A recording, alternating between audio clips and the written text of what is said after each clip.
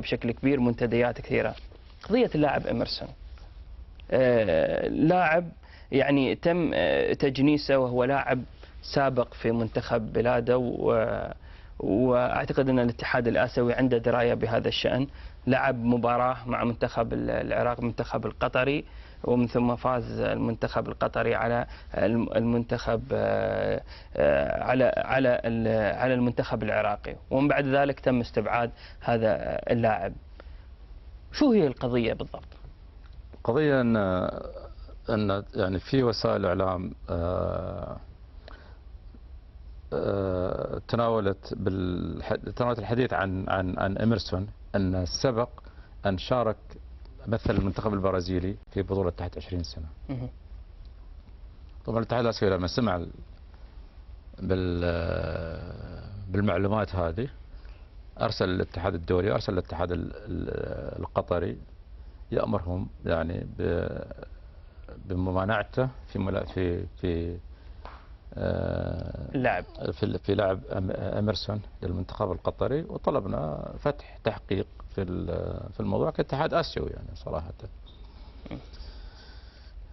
لاعب اوكي، يعني انا اقول لك هذا اللي قام بالاتحاد الاسيوي، ما في حد يعني الى الان قام باي خطوه غير الاتحاد الاسيوي، سواء اعتبرتني محامي لقطر او غير محامي لقطر، هذا يعني شيء راجع لك انت بعدين تفكر فيه. فلما جاءت نتيجة التحقيق بالفعل إميرسون كان شارك مع المنتخب البرازيلي. هنا كان يعني يعتمد على طبعا الفيفا يعني جهة يعني منظمة لكأس العالم، وكأس العالم يعود لها أنها يعني تحل الموضوع معرفتها. الفيفا أيضا محكومة بلوائح يعني صراحة. بس اللوائح تقول أن اللاعب إذا كان مشارك في منتخب صح، أعتقد أنه لا يلعب. أوكي، بس اللوائح تقول لك أيضا أي اعتراض أو احتجاج يجب أن يقدم خلال 48 ساعة مصحوب بمبلغ وقدر مالي. فإذا أنت ما تقدمت، لم تتقدم يعني في خلال 48 ساعة هذه، طبعا كل الكلام اللي أنت تفكر فيه والله من تخسير المنتخب القطري وفوت يعني. لا هذا مش تفكير، يعني احنا نتكلم. لا انا اقول لك الكلام اللي قلت، الكلام يعني اللي انت قلته، مش اللي فكرت انا، ما دخل في مخي صراحه، بس انا اقول لك الكلام اللي قلت لي اياه انت. كل هذه الاشياء تسقط لانك انت كاتحاد متضرر او كفريق متضرر لم تتقدم بشكوى رسميه الى الاتحاد الدولي خلال 48 ساعه. بس انا اذا اكتشفت خطا لازم استنى ان هم يقدموا لي، يعني مثلا الان المنتخب العراقي يقدم باحتجاج او المنتخب الصيني يقدم باحتجاج، لذلك يعني انا اذا شفت انه من البدايه في شيء انا اتخذ قرار. نعم، انت اذا الخطا اللي صار، اذا يعني وعلاجه اللي عندنا احنا وقفنا اللاعب، ان اللاعب ممنوع يلعب. هذا القرار اللي احنا اللي فيه سلطتنا ضمن يعني بموجب اللوائح. وليس من ضمن سلطتكم الغاء نتائج قطر؟ لا. ايقاف على اي اساس؟ يعني اقول لك احنا بناء على معلومات، وصراحه يعني كنا مخطئين يعني فرضا. مخطئين ام لا؟ لا انا اقول لك مخطئين فرضا لو ان اللاعب ثبت انه ما لعب مع البرازيل. واللاعب ثبت انه لعب. اي بس لكن تصور ايش بيكون موقف الاتحاد الاسيوي لو ان اللاعب لم يلعب مع البرازيل.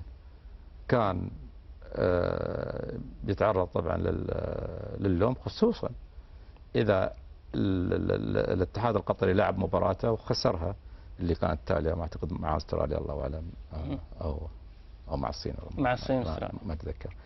يعني لو انه خسر مباراته واحنا ما تحققنا، كان يعني احنا اللي سنلام. بعدين حسن خليني اقول لك شيء، يعني اليوم سواء الاتحاد الاسيوي او الاتحاد الدولي محكومين بلوائح ومحكومين بنظم، وايضا حتى قراراتنا لما تصدر وجانبها الصواب، في هناك يعني محكمة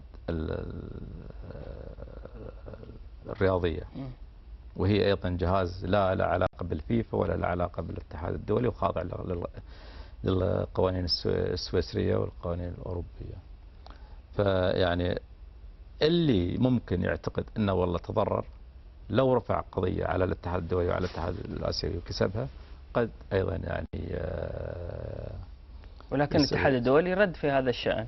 لا، الاتحاد الدولي قال لك، الاتحاد الدولي يقول لك انه اللوائح تقول انه والله في 48 ساعه لو ثبت خطا في 48 ساعه، لو تقدمت انت، حتى لو انت تقدمت بالخطا يعني اليوم، حتى لو تقدمت بالاحتجاج في 48 ساعه ولم تدفع رسم الاحتجاج اللي هو يمكن تقريبا حوالي يمكن 1000 درهم او شيء من هالنوع، ايضا ما راح ينظر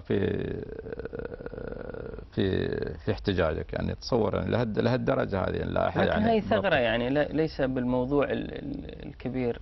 ثغره من اي ناحيه؟ يعني ان اليوم انا استنى ان يعني اذا انا اثبتت ان اللاعب هذا لعب وكذا، انا ضريت مثلا منتخب مثل العراق يعني تضرر بهذا الشأن، يعني من يعيد الحق الى المنتخب العراقي بوجود اللاعب إميرسون؟ والله يعني اعتقد ان صراحه اللائحه تغطي الكل يعني. ف لكن قلت انت اللي سويته اللي عليكم انه وقفتوا اللاعب. وقلت لك ان وانا صراحه الاتحاد الاسيوي ارتكب خطا جسيم، يعني ما كان له حق ابدا انه يتدخل في الموضوع او يوقف لاعب او يمنع من المشاركه. 100%. هذا اذا انت اخطات وما صلحت الوضع.